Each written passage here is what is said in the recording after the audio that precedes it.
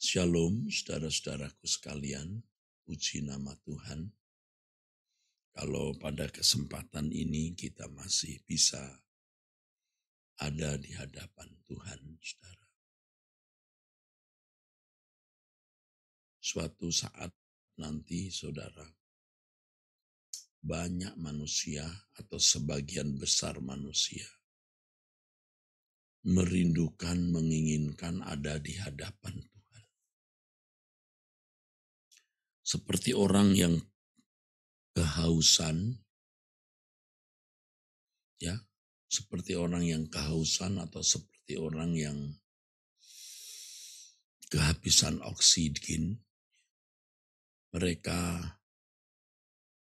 menginginkan ada di hadapan Allah. Tetapi mereka tidak diperkenan. Mereka akan sangat menyesal sehingga mereka akan meratap dengan ratapan dan kertak gigi, saudaraku.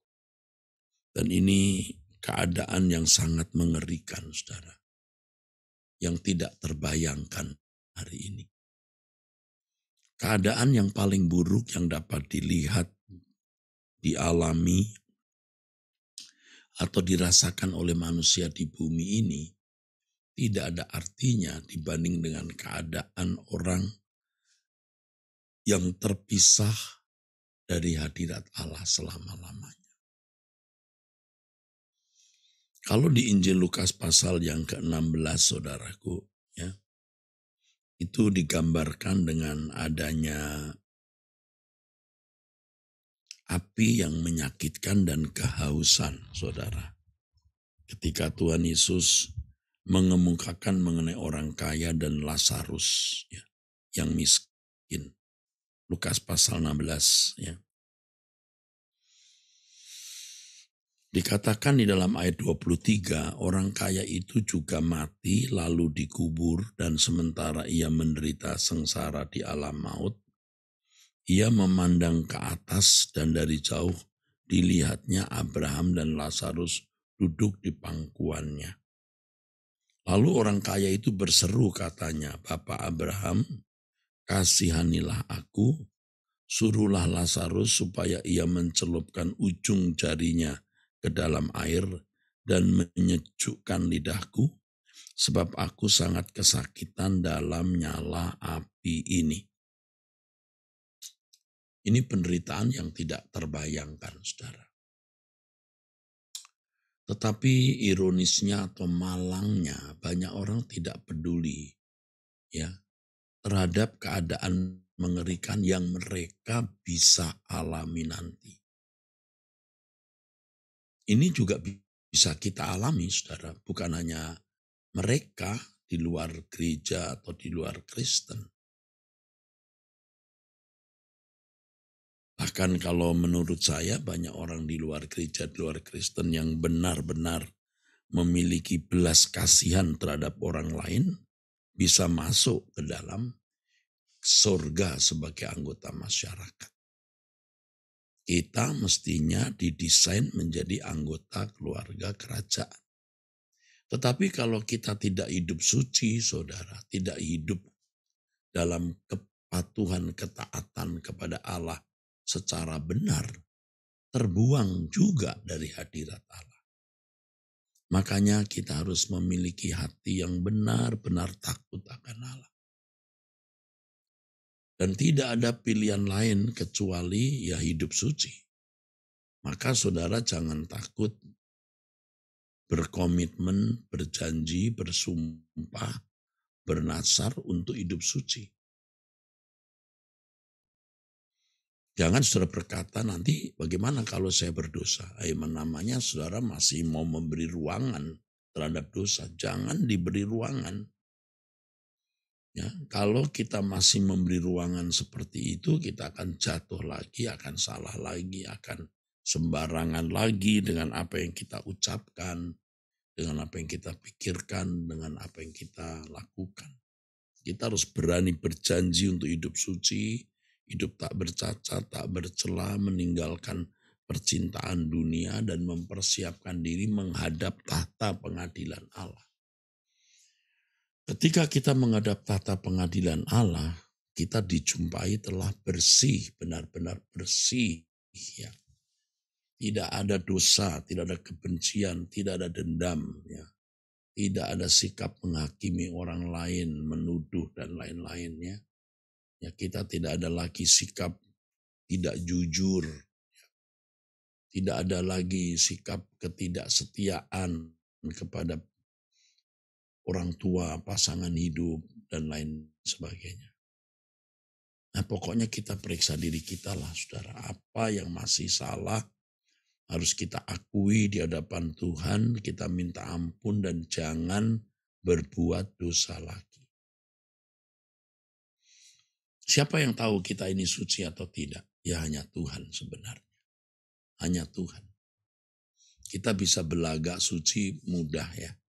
Tapi Tuhan tahu kita suci atau tidak. Dan tentu orang-orang yang memiliki nurani yang bersih, yang dipimpin Roh Kudus, bisa membedakan roh juga. Ini orang benar atau tidak, orang ini suci atau pura-pura, mencintai Tuhan atau hanya pura-pura. Pasti saudara juga memiliki karunia membedakan roh atau intuisi atau feeling membedakan roh. Nah, tapi yang penting bukan itu. Yang penting bagaimana kita benar-benar berkenan di hadapan Allah sehingga kita diperkenan ada di hadapan Allah. Yuk, mari kita berusaha untuk layak di hadapan Allah yang Maha Kudus. Ya, untuk layak ada di surga. Ya, saudara, beberapa kali saya persoalkan mengenai satu hal. Apa sih yang Allah Bapa kehendaki di dalam hidup kami ini? Supaya saya juga tahu apa yang harus saya lakukan di dalam pelayanan pekerjaan Tuhan. Saudara, ada beberapa kali jawaban saya peroleh saudaraku di dalam hati saya. Bahwa sebagaimana Allah Bapa membawa bangsa Israel dari Mesir ke Kanaan, demikian pula Allah Bapa menghendaki kita dibawa keluar dari dunia ini ke dalam kerajaannya. Dan itu hanya bisa terjadi oleh anugerah keselamatan dalam Yesus Kristus. Kalau tidak ada anugerah keselamatan dalam Yesus Kristus, tidak ada pengampunan dosa. Tidak ada yang memikul dosa-dosa kita. Tidak ada karunia yang menuntun kita kepada kesempurnaan, yaitu Roh Kudus yang dimeteraikan dan Injil yang menyelamatkan, yang melayakkan kita untuk menjadi anak-anak Allah. Nah, kalau bangsa Israel berproses dari Mesir ke Kanaan, mereka mengembara di padang gurun. Tapi kalau kita mengembara di bumi ini di dalam perjalanan kita hari-hari, jadi perjalanan kita itu perjalanan pertumbuhan kesucian hidup. Perjalanan pertumbuhan kelayakan di hadapan Allah. Kalau bangsa Israel mengadakan perjalanan dari Mesir ke Kanaan itu perjalanan secara fisik. Ya saudara, kita mengalami dan harus menjalani perjalanan secara rohani. Yaitu kehidupan yang semakin berkenan di hadapan Allah. Dulu mulut kita tidak jujur, sekarang mulutnya harus mulai jujur. Dulu mulut sembarangan bicara, sekarang kita harus menjaga mulut kita. Kalau dulu pikiran kita sembarangan mau berpikir apa, sekarang tidak boleh. Jaga pikiran, jaga perkataan, jaga kelakuan. Ya. Dan ini hal yang bisa kita lakukan, sebuah keniscayaan. Kesucian dibangun dari hal-hal praktis setiap hari. Hal-hal praktis. Tidak usah muluk-muluk saudara pergi ke biara. Sementara kita bekerja, ya ibu-ibu ngurus rumah tangga, ngurus anak-anak suami. Sementara suami harus ke kantor, bekerja, dagang, dan lain-lain. Atau profesi yang lain. Kita membangun kesucian. Ya, membangun kesucian. Apapun profesi saudara, hadirkan kerajaan Allah di situ. Mengerikan saudaraku. Kalau sampai orang terbuang dari hadirat Allah. Jangan bicara mengenai, maksud saya begini, jangan terpaku masalah api, atau bagaimana panasnya, lalu bagaimana siksaannya. Kalau orang terpisah dari Allah, wah itu sudah celaka, saudara. Itu lebih dari panasnya api atau ngerinya ulat belatung, saudaraku. Saudara, ada yang berkata selamat masuk surga berarti syaratnya hidup suci. Syaratnya yang pertama harus ditebus oleh darah Yesus. Itu tidak bisa tidak. Orang mau suci bagaimana kalau Yesus tidak menebus masuk neraka, saudara. Jadi oleh anugerah Tuhan Yesus memikul dosa kita, menganggap kita benar, dibenarkan maksudnya, lalu setelah itu harus belajar. Belajar untuk benar-benar menjadi benar. Ya, Tuhan menyucikan kita dari perbuatan dosa kita. Dan kita harus belajar dengan firman untuk menguduskan diri kita dari kodrat dosa. Nah itu, sampai kita tak bercacat, tak bercela, manusia batiniahnya harus bersih. Sebab banyak orang suci saja yang melihat Allah, demikian firman Tuhan. Hanya orang kudus yang melihat Allah. Ya. Nah itu saudara, tidak ada yang najis, yang cemar masuk ke dalam surga. Itu firman Tuhan. Jadi bukan hanya kesalahan kita diampuni, kodrat dosanya pun juga harus dibereskan. Sebab kalau hanya dosa kita diampuni, kodrat dosanya nggak dibereskan, nanti di surga ada orang berbuat dosa, mencuri lagi, berzina lagi, berkelahi lagi, ya, menikam orang lain, menyakiti orang lain, merugikan orang lain.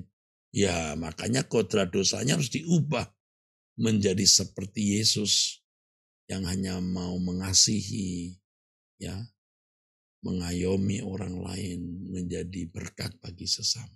Oke, saya kira cukup itu pesan pada kesempatan ini.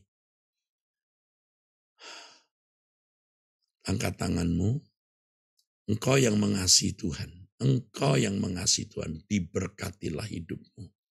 Dalam nama Tuhan Yesus Kristus. Amin. Sampai jumpa saudara, Tuhan memberkati.